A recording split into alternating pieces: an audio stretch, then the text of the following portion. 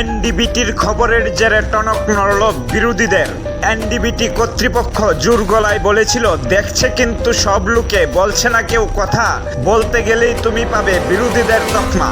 সংবাদ সম্প্রচার হওয়ার 48 ঘন্টা যেতে না যেতেই জনগণের একরাশ ক্ষোভের কথা তুলে ধরে বিজেপির নেতামন্ত্রীদের উন্নয়নমুখী সরকারের মুখে এক প্রকার জামা কষে দিয়ে পুজোর প্রাককালে তেলিয়ামুড়ায় বিক্ষোভ দেখালো বামেরা। স্লোগানে উত্তাল ছিল রাজপথের ত্রিমুখ। বেহাল রাস্তাঘাট মেরামত হচ্ছে না কার স্বার্থে? বিজেপি সরকার জবাব চাই, জবাব দাও। বিকাশের এই নমুনা কেন? বিজেপি সরকার জবাব চাই, জবাব দাও। বিকাশের নামে লুটপাট কেন? বিজেপি সরকার জবাব চাই, জবাব দাও। বেহাল দশাগ্রস্ত ট্রাফিক সিগন্যাল পুনরায় চালু করতে হবে। পুজোর প্রাকলগ্নে রাস্তাঘাটের দৈন্যদশা কেন? জবাব চাই, জবাব দাও। পুজোর আগে ঘন ঘন লোডশেডিং দিয়ে ব্যবসায়ীদেরকে বিপাকে ফেলা হচ্ছে কেন? বিজেপি সরকার জবাব চাই, জবাব দাও। উন্নয়নের নামে ব্যবসায়ীদের দোকানপাট ভাঙচুর কার স্বার্থে? জবাব চাই, জবাব দাও। এ যেন সাধারণ মানুষের মুখের বুলি বাস্তবে জনসমক্ষে তুলে ধরে বিক্ষোভ দেখালো বামেরা। অভিযোগ, নেতা মন্ত্রীদের মুখের বুলি উন্নয়ন, রাজ্যের ট্রিপল ইঞ্জিনের কথা বলছে, আর বাস্তবে ট্রিপল ইঞ্জিনের ঠেলায় গোটা রাজ্যের মানুষের সাথে তেলিয়ামুড়ার সাধারণ মানুষজনরা নিষ্পেষিত। বলা চলে বিজেপি জামানায় জনদুর্ভোগ চরম। বামেদের অভিযোগ, তেলিয়ামুড়া নাকি স্মার্ট সিটি। অম্পিচমনিতে একটি এলইডি প্রজেক্ট ছিল, বর্তমানে এলইডি প্রজেক্টের অবস্থা বেহাল। প্রজেক্টের নামে লক্ষ লক্ষ টাকা আত্মসাৎ হয়েছে, অভিযোগ তুলেন বামেরা। শুধু তাই নয়, জনজীবনের একাধিক ইস্যু নিয়ে বিজেপি সরকারের বিরুদ্ধে আক্রমণাত্মক সুর চড়ালেন বাম নেতা সুবীর সেন। শুধু তাই নয়, বিরোধীদের এই বিক্ষোভ কর্মসূচি দেখে সাধারণ মানুষজন থেকে শুরু করে টমটম চালক, অটো চালক, গাড়ি চালক, মোটর বাইক চালক সহ পথ চলতি মানুষজনদের মুখে যেন বেজায় হাসি। বলা চলে জনগণের হয়ে বিরোধীদের এই কর্মসূচিতে বেজায় খুশি আমজনতা। আমাদের বিক্ষোভটা এটা নতুন কিছু নয়। গত মাসের 11 তারিখ আমরা ভারতের কমিউনিস্ট পার্টি মার্ক্সবাদী তেলিয়ামুড়া মহকুমা কমিটির উদ্যোগে প্রতিনিধি দল তেলিয়ামুড়া পূর্ত দপ্তরের এক্সিকিউটিভ ইঞ্জিনিয়ার মহোদয়ের কাছে আমরা স্মারকলিপি প্রদান করি। সেখানে বিস্তৃতভাবে পুরো এলাকাসহ সার্বিক তেলিয়ামুড়ার মহকুমা এলাকার রাস্তাঘাটগুলোর মেরামতের কথা আমরা বলি। উনি আমাদেরকে আশ্বস্ত করেছিলেন যে পুজোর আগেই মহকুমা এলাকার রাস্তাঘাটগুলো মেরামত করা হবে। কিন্তু দীর্ঘ প্রায় 1 মাস অতিক্রান্ত হওয়ার পরেও আমরা লক্ষ্য করলাম তেলিয়ামুড়া যেখানে আমরা দাঁড়িয়ে আজকে অম্পিচমনিতে বিক্ষোভ সভা সংগঠিত করছি, এখান থেকে তেলিয়ামুড়া মহকুমা হাসপাতাল পর্যন্ত রাস্তার খুব বাজে অবস্থায় রয়েছে। প্রতিদিন এখানে দুর্ঘটনার পতিত হচ্ছে মানুষ। এখান দিয়ে সবচেয়ে অসুবিধে হচ্ছে প্রসূতি মহিলাদের যখন হাসপাতালে নিয়ে যাওয়া হয়, সেখানে 1-2 ঘটনাও ঘটে গেছে। এই যে প্রতি বর্তমান রাজ্য সরকারের কোনো দৃষ্টি নেই। মুখে তারা উন্নয়নের কথা বলছেন, ট্রিপল ইঞ্জিন এর কথা বলছেন, কিন্তু ট্রিপল ইঞ্জিনের ধাক্কায় গোটা রাজ্যের মানুষের সঙ্গে আমাদের তেলিয়ামুড়ার মানুষও নিষ্পেষিত। আমরা এই জায়গায় দাঁড়িয়ে বিক্ষোভ প্রদর্শন করছি। এটা নাকি স্মার্ট সিটি, এখানে একটা এলইডি প্রজেক্ট ছিল। সেই এলইডি প্রজেক্টের কি অবস্থা আপনারা দেখেছেন? এই প্রজেক্টের নামে লক্ষ লক্ষ টাকা আত্মসাৎ হয়েছে। এখানকার ল্যাম্পপোস্ট, ট্রাফিক সিগন্যাল, এইগুলির কি অবস্থা? প্রতিদিন ঘন ঘন শেডিং হচ্ছে।